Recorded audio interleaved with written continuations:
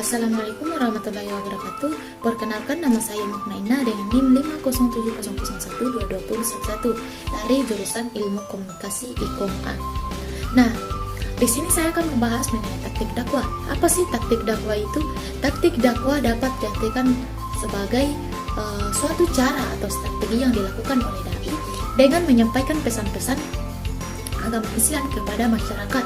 Nah, tujuannya adalah agar pesan tersebut dapat diterima dan dipahami oleh orang lain dengan baik. Kemudian taktik dakwah ini dapat dilakukan dengan menggunakan berbagai metode seperti ceramah, pengajian, pembuatan video, dan atau audio dakwah, media sosial, dan lain-lain. Nah, kemudian yaitu contoh karakter dari dai. Dai atau pendakwah merupakan orang yang memiliki peran penting dalam menyebarkan agama Islam. Untuk dapat menjadi seorang dai yang baik, maka diperlukan karakter yang baik pula. Nah, ada beberapa contoh karakter dari dai yang perlu dimiliki.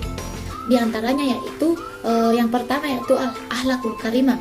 Akhlakul karimah ini merupakan akhlak yang baik atau terpuji serta sesuai dengan contoh akhlak Rasulullah.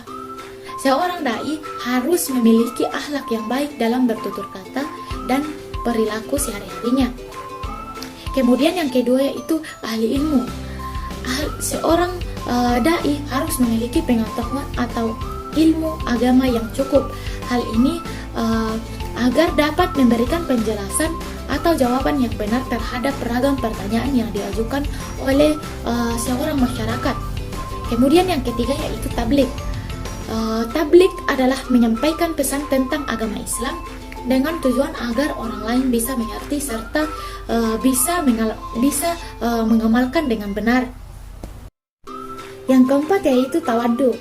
Seorang dai harus memiliki sifat tawadhu atau rendah hati supaya tidak menyebarkan ajaran agama dengan sombong atau merendahkan orang lain yang mempunyai pendapat yang berbeda.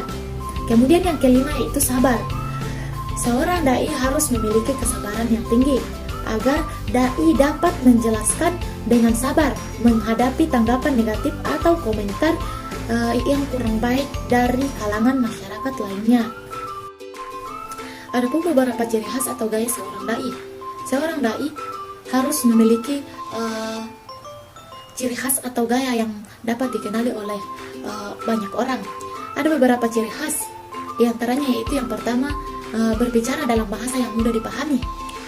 Seorang dai umumnya akan menggunakan bahasa yang mudah dipahami oleh orang banyak.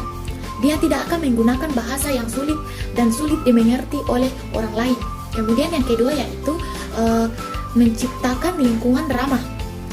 Seorang dai akan menciptakan lingkungan yang ramah. Dia mungkin menggunakan penampilan yang sopan dan santun untuk membuat orang merasa nyaman. Kemudian yang ketiga yaitu menerapkan metode yang mudah dimengerti. Seorang dai akan menggunakan metode yang mudah dimengerti oleh orang lain. Contohnya menggunakan ilustrasi sebagai gambaran dalam memberikan penjelasan. Dalam menyampaikan ceramah, dia akan menggunakan contoh dari keseharian. Kemudian yang keempat yaitu menjadi idola bagi anak muda. Nah, anak muda akan cenderung lebih mudah terpengaruh oleh seorang yang tampil trendy, santai, dan tidak terkesan membosankan. Seorang dai akan berusaha tampil santai atau mendekati anak muda sehingga mereka akan merasa nyaman dengan dia. Salah satu contoh taktik dakwah dari Ustaz Abdul Somad. Nah, dengan menggunakan teknik motivasi dan pengalaman pribadi dalam memberikan dakwah, Ustaz Abdul Somad seringkali menggunakan pengalaman sendiri atau orang lain sebagai contoh untuk mengajarkan agama Islam. Contohnya ketika Ustaz Abdul Somad memberikan ceramah tentang pentingnya mendapatkan ridho Allah SWT.